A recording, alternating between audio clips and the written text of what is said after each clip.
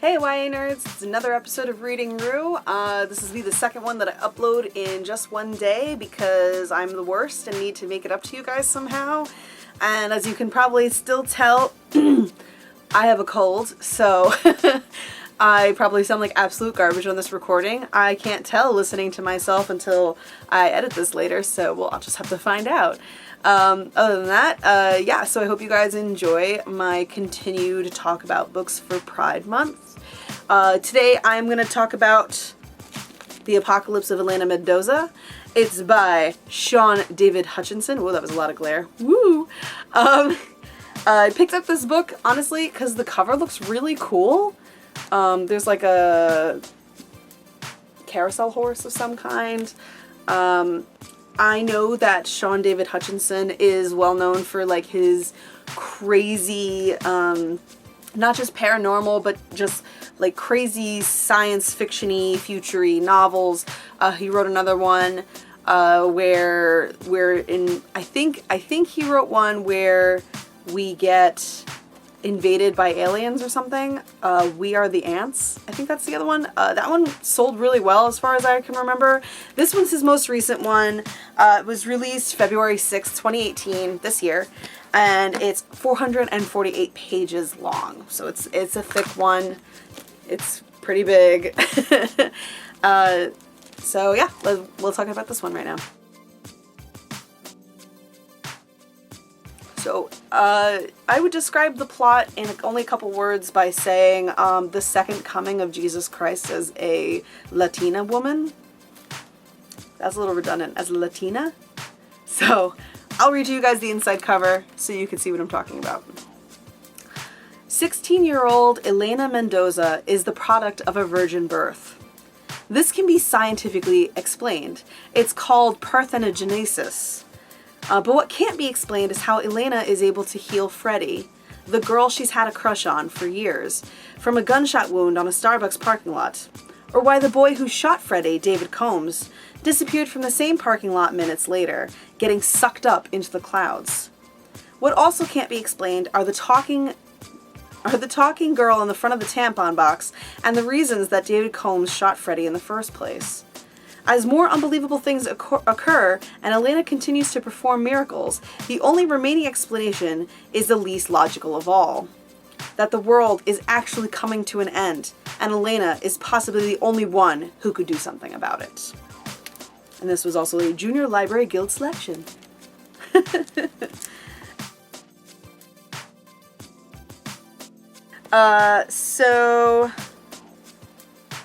Oh, yeah, We Are the Ants. That was the name of the book. I'm good like that. So, girl's project of virgin birth. Girl finds out she has healing abilities. Girl then finds out healing abilities come with a caveat. That caveat is when she heals one person, anywhere from anywhere from the double digits to the thousands of people get raptured into a beam of light up into the air. What does one do in that situation? Well, that's the plot of the book.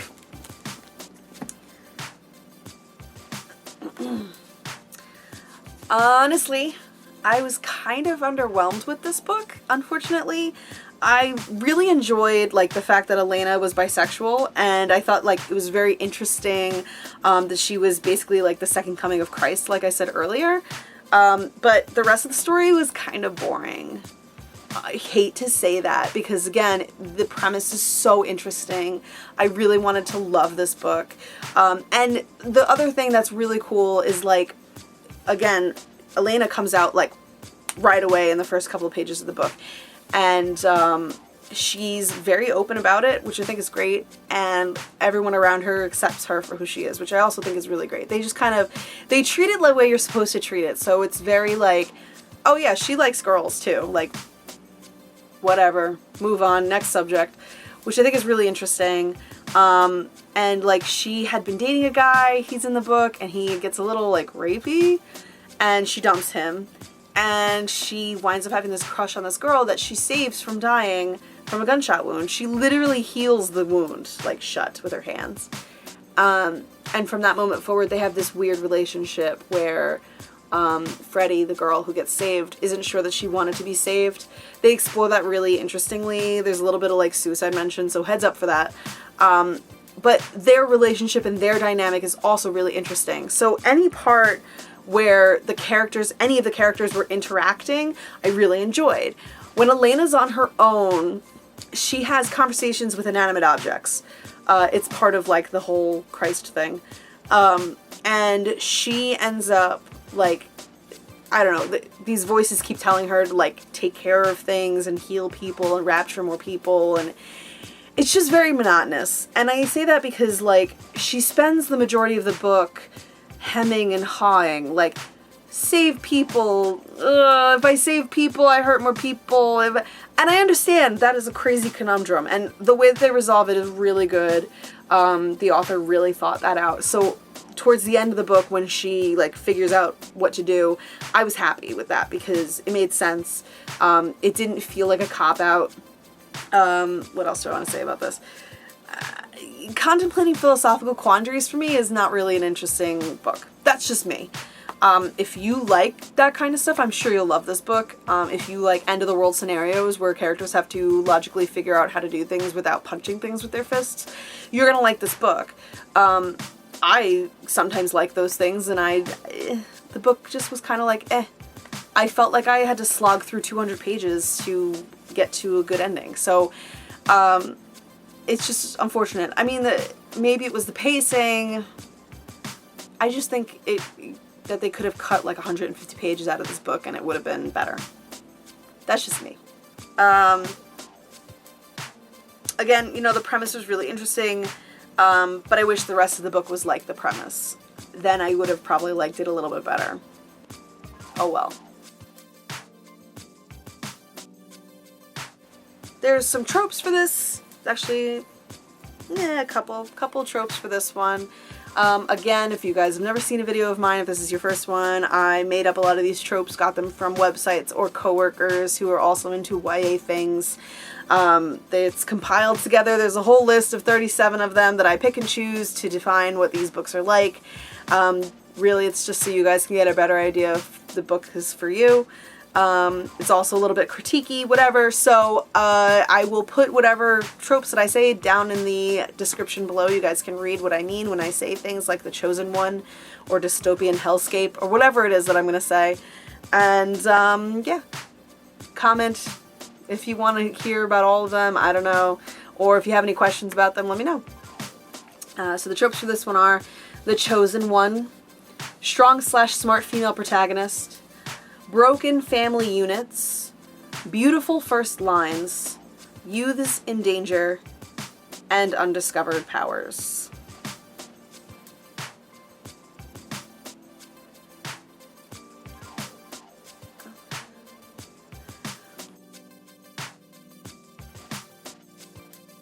For my rating for this one, unfortunately I'm giving it a 5 out of 10. Again, the premise was really strong, the characters were really interesting and fleshed out and well done. I just didn't like the rest of the book, so yeah.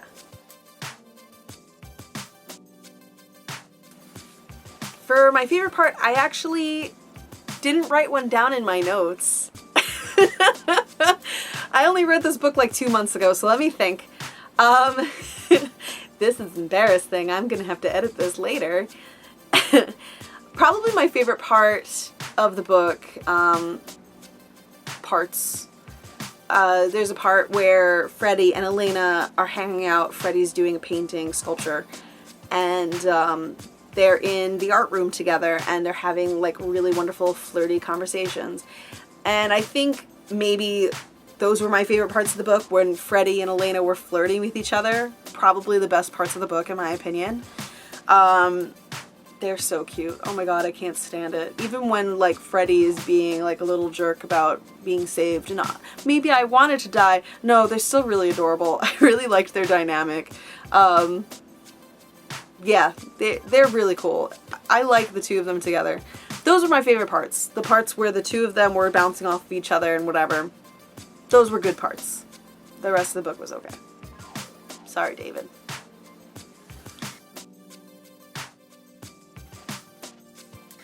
For the age range of this book, I'm gonna have to say 14, 15, 16 plus. I think anything younger than that might not find it very interesting, and anyone older than that might find it too boring. I think it needs to be somebody who's excited about that kind of conversation.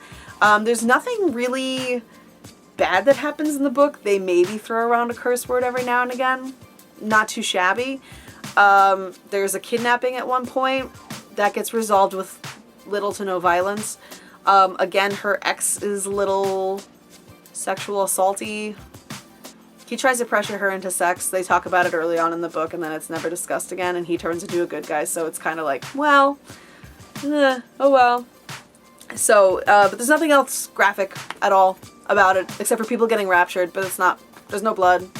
Oh, there's a gun shooting at the beginning of the book in the first 10 pages, but again, that gets resolved really quickly, so that's about it. I think 14, 15, 16 plus can handle that. So that's all I have to say about The Apocalypse of Elena Mendoza.